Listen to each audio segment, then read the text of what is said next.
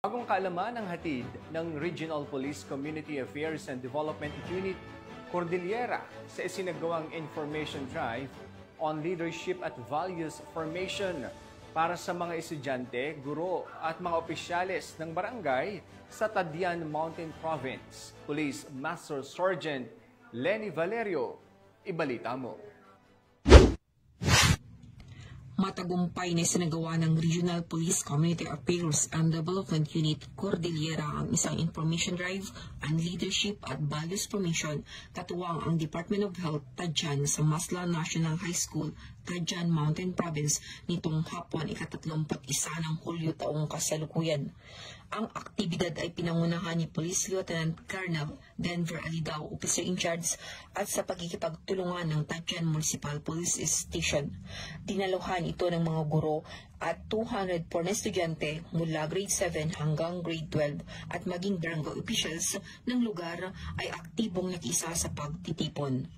Formal na sinimulan ang programa sa isang doxology o panalangin na pinangunahan ng mga estudyante at sinundan ng intermission numbers. Gayon din, isinagawa muna ng RP Kadugar personnel ang isang laro sa mga estudyante para lalo pa silang ganahan sa mga ito sa pagkikinig sa mga lectures na ibinahagi. Nagbigay ng makabuluhang talakayan si Police Lieutenant Colonel Alidao ukol sa PNP Anti-Criminality Campaign, Anti-Illegal Drugs at Anti-Terrorism.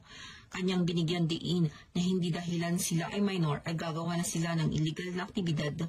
Kinakailangan na alamin ang mga batas at kaparusahan na kaakibat sa mga kanilang gagawin.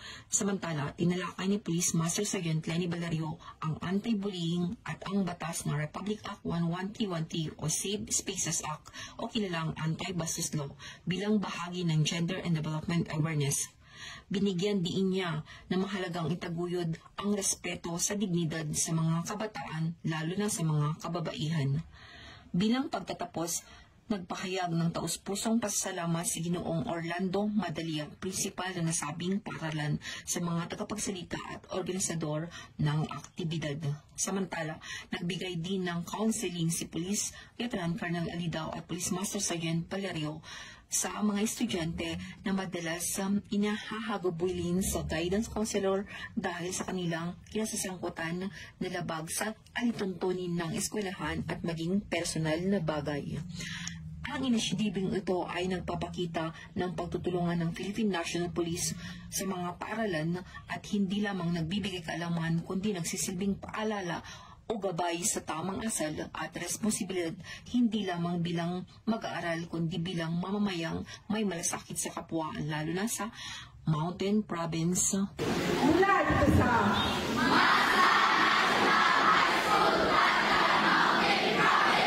ako ang inyong PNN correspondent, Police Master Sergeant Lenny Valerio, alagad ng batas, tagataguyod ng balitang pulis